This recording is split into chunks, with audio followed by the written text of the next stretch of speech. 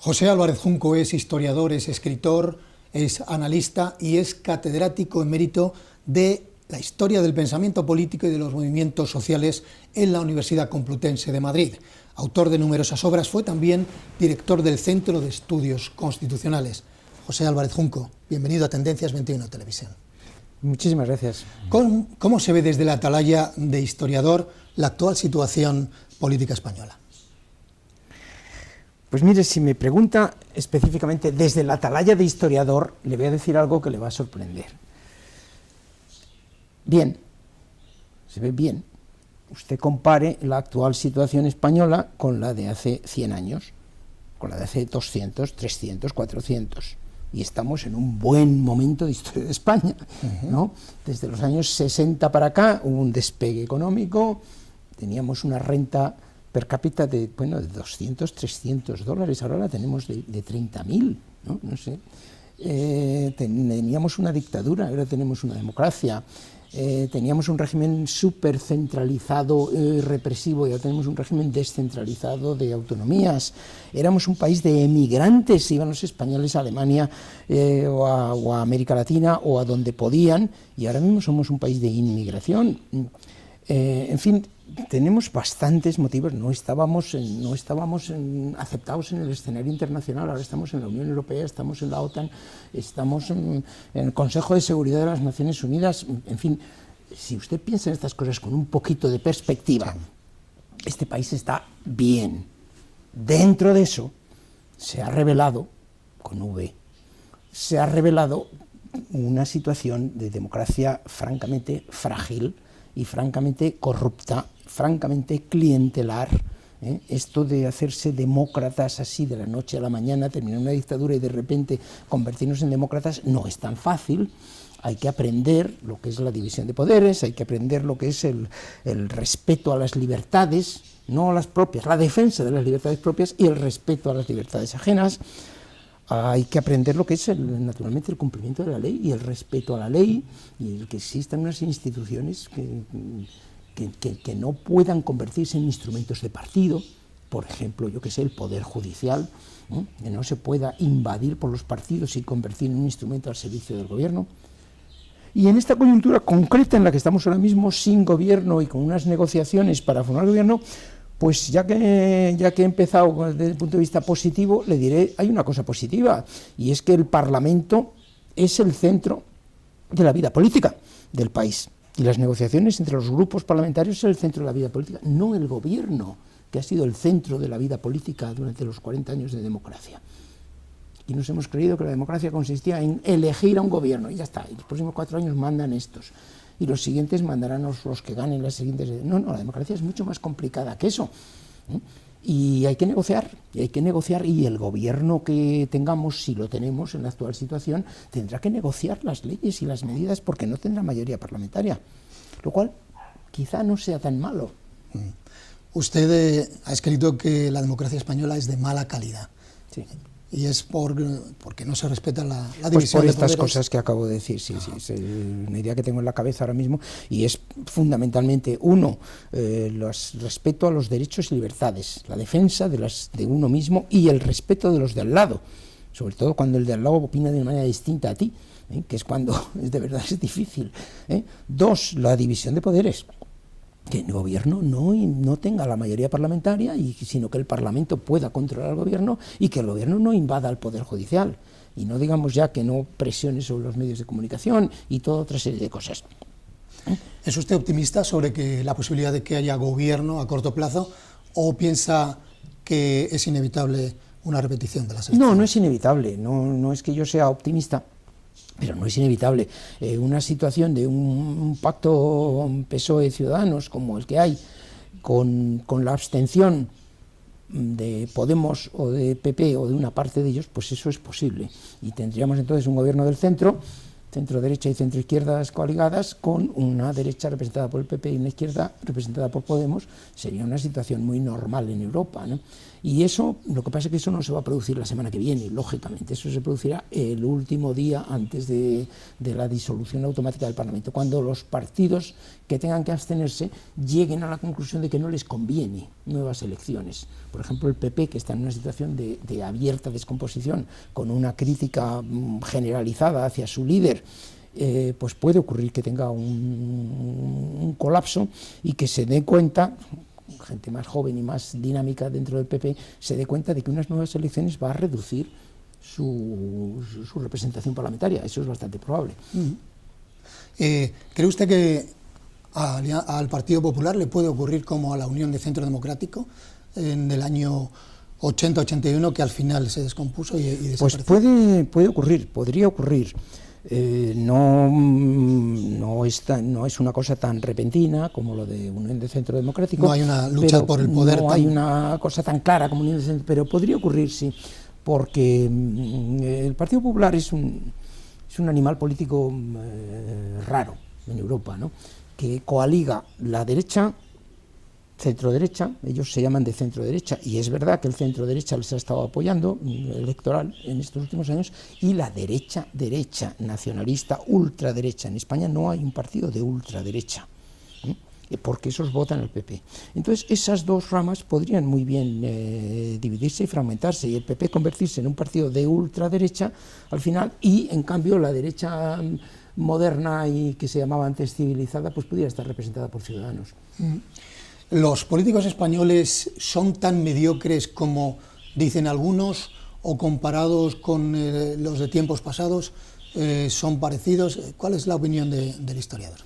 Es muy difícil opinar sobre eso, porque eso hay que verlo con un poquito de perspectiva. Yo me acuerdo muy bien que en tiempos de la transición se decía, en una frase normal, si estuviéramos políticos de altura, si tuviéramos aquí un Indalecio Prieto, una Azaña, un tal. Pues no, pues mire usted, los políticos de la transición al final resultaron ser bastante más presentables de lo que habían sido, entre otras cosas, los políticos de la Segunda República, que no estuvieron a la altura, ahora que lo vemos con perspectiva, no estuvieron a la altura de la coyuntura. Entonces ahora, francamente, yo veo políticos de mala calidad, sí. Los presidentes del gobierno últimos no han sido no han sido lumbreras. Pero tampoco me gusta culparles a los políticos, porque los políticos son un reflejo de la sociedad. La sociedad les elige, y por algo será que les elige. Entonces, ¿Qué le parece la figura de Pablo Iglesias, el actual Pablo Iglesias, líder de Podemos? Pablo Iglesias segundo. A mí bueno, yo no le conozco personalmente, está en mi facultad, o ha estado en mi facultad años, pero yo no he tenido ninguna relación con él. Y hombre, da la impresión de una persona inteligente. Da la impresión de una persona inteligente, ambicioso, pero bueno, bien, los políticos tienen que ser ambiciosos, y son ambiciosos por definición, y con unos lastres de un viejo izquierdismo semi-leninista, semi-populista bolivariana, que si es inteligente y es ambicioso se irá quitando de encima poco a poco. Usted estudió a fondo el fenómeno del populismo, sí. Escribió sobre Leroux. ¿Está en auge el populismo en España y en el resto del mundo? Está en auge el populismo en Europa. Y en Estados Unidos también. Europa. Y en Estados Unidos también. En Estados Unidos siempre ha habido un cierto aspecto populista en las campañas electorales, especialmente en las primarias.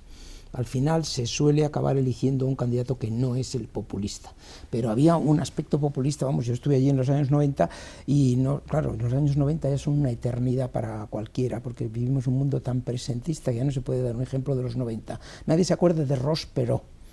Sí. Pues Ross Perot era un populista de primera categoría, que pareció que iba a ser el candidato del Partido Republicano, y no llegó a serlo, ¿no? Y si Donald Trump acaba siendo el candidato del Partido Republicano, yo creo que el Partido Republicano cometerá un error gravísimo, porque entonces pierden las elecciones con seguridad. Yo creo que sería un regalo de los dioses para Hillary Clinton. ¿Y en Europa el populismo quién lo representa? Y en Europa los populismos lo están representando sobre todo los países de la Europa Central. Está en todas partes, en muchos países, pero sobre todo estos países de la Europa Central como Hungría o como Polonia lo están representando, pero hay rasgos populistas en Holanda, en sitios tan respetables como Holanda, como los países escandinavos, no digamos en Francia con Marine Le Pen, y ese populismo, todos esos populismos tienen un común denominador, que es anti-europeísmo, anti-Unión Europea, ¿no? Todos son contra nacionalismo, la Unión Europea es la culpable, si volviéramos a nuestras esencias nacionales.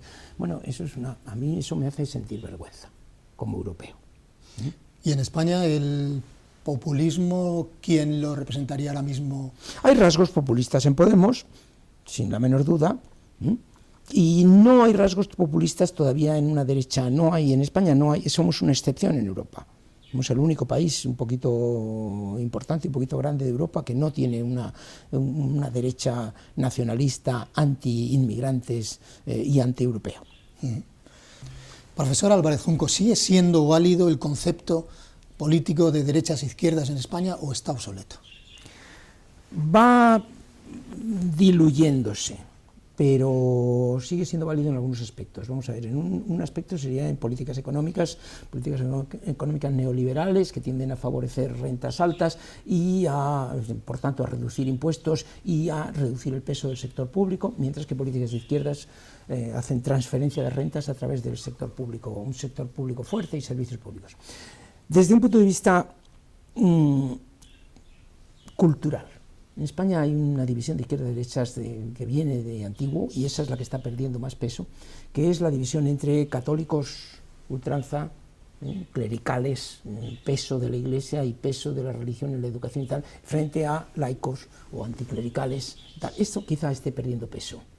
¿Está disminuyendo? Está disminuyendo algo, ¿no? Sí, sigue estando ahí. ¿El peso de la religión en España? El peso de la religión en España está disminuyendo a ojos vista. El número de gente que va a misa semanalmente, que es lo que antiguamente se consideraba ser católico, sí, pues es aproximadamente un 10% de la población. Es decir, la disminución es brutal. Se llaman a sí mismos católicos aproximadamente el 75% de los españoles. Creen en Dios, declaran creer en Dios aproximadamente un 70%. Es decir, hay un 5% que se declaran católicos y declaran no creer en Dios. Un país verdaderamente raro en eso, lo que significa ser católico. Declaran casarse por la Iglesia y los ritos religiosos un 50%. Declaran ir a misa de vez en cuando un 30%, declaran ir a misa todas las semanas un 10%. Ya, lo que pasa que es que en las élites que están en el poder, en las grandes empresas y en el Partido Popular especialmente, todavía hay mucha gente... Sin duda, pero eso va perdiendo peso. Incluso dentro del Partido Popular se encuentra usted con gente que ya no es tan clerical. Y en esta nueva derecha que está surgiendo, que es Ciudadanos, centro-derecha, claramente es un partido muy laico. Sí, por lo menos... O sea que ese aspecto va perdiendo peso. Otro aspecto de izquierda-derecha que dividió a los españoles en la guerra civil, pues sería centralistas contra nacionalistas periféricos, por ejemplo. Esto sigue existiendo, incluso está más acentuado que antes, pero eso es izquierda-derecha, ya es dudoso, ¿no? Es decir, el concepto de izquierda-derecha no es una cosa tan fácil de definir hoy día y no es una división tan tremenda como la que había en la España de hace 70 años, 80, que sencillamente el hombre de derechas de toda la vida, hombre digo porque era una cuestión de hombres, el hombre de derechas de toda la vida no se saludaba con el de izquierdas de toda la vida y cuando llegó la guerra civil se mataron, sin haber hecho nada, el otro simplemente porque iba mucho a misa, o al revés, porque no iba a misa. ¿Cree usted necesaria una segunda transición, como defienden algunos? No, yo creo que es un término demasiado grande, segunda transición, ¿no? Creo que son necesarias reformas, y reformas constantes, y reformas muy profundas, incluida desde luego una reforma constitucional. ¿En qué sentido? ¿En qué? Pues la reforma constitucional es evidente en muchos aspectos pequeños, pero sobre todo en uno muy grande, que es todo el título octavo de las autonomías. No puede haber un artículo de la Constitución que dice las provincias españolas que quieran agruparse podrán formar comunidades autónomas. No, ya no pueden. Tiene que haber un artículo que diga las comunidades autónomas que forman el Estado español son 1, 2, 3, 4, 17. Eso hay que modificarlo, claro que sí. Las competencias del Congreso, ¿podrá tener tales competencias? Podrán tener, no, las competencias de las comunidades autónomas son estas, y desde el Estado central son estas otras. Y los recursos a su disposición, el impuesto que recaudarán las comunidades autónomas debe ser este y el que recauden el Estado central el otro. Eso hay que delimitarlo y hay que acordarlo y hay que dejarlo de una manera un poquito más estable. ¿Y qué reforma constitucional? Y el Senado, por supuesto. Por supuesto. ¿Qué reforma constitucional cree usted que contentaría o suavizaría la situación con Cataluña? Pues una reforma constitucional de tipo federal, yo creo que lo que propone el PSOE, lo que pasa es que habría que concretarla, ¿verdad? No la ha llegado a concretar nunca, pero si la concretara, yo creo que un sistema federal bien organizado y garantizado contentaría a la mayoría de la población catalana, no a los independentistas. Claro, a los independentistas no les va a contentar nada, excepto la independencia, eso es evidente, pero no hay que proponerse ganarse a los independentistas. Hay que proponerse ganarse a esa mayoría de la población catalana que sigue diciendo en las encuestas que se sienten catalanes y españoles. ¿Es usted optimista? ¿Cree usted que es posible evitar el divorcio entre Cataluña y el resto de España? Vamos a ver, esa es la pregunta del millón, eso es muy difícil, ¿no? Yo soy historiador y no puedo predecir el futuro, nadie puede, pero dentro de eso me atrevería a decir que sí es posible evitar ese divorcio, por una razón más que nada geoestratégica, porque los independentistas catalanes no tienen apoyo de ninguna potencia internacional, especialmente Francia, que está al lado y que no quiere oír hablar de independentismo catalán, sobre todo un independentismo que tiene territorios irredentos en Francia, igual que el independentismo vasco, ¿no? Entonces eso no lo quieren, no quieren oír hablar de eso ninguna de las potencias europeas importantes. O sea, como apoyo internacional creo que aparte de Kosovo no tienen ninguno. Entonces ese es un factor importante. Ahora, dependerá de los errores que se cometan por el otro lado, o por el propio. Vamos a ir terminando. Tenemos una última cuestión que a mí me preocupa especialmente. ¿Qué piensa del fenómeno de las redes sociales? De cómo están influyendo en este mundo globalizado y de la crispación que están destilando. Porque da la impresión de que ahora mismo, en cuanto habla alguien, le lapidan con opiniones. Se está produciendo, hay una cierta crispación social que se manifiesta a través de las redes sociales y de los medios de comunicación, si me apura, y las tertulias televisivas. ¿Te preocupa? Sí, me preocupa, pero vamos a ver, yo primero de todo soy una persona muy del siglo XX, ¿verdad? Quizá de un poquito del XIX, entonces no manejo muy bien estas técnicas y no lo conozco bien, el fenómeno. Pero me parece que no hay que ser tan alarmista, que grandes avances en las comunicaciones los ha habido en la historia en muchos momentos.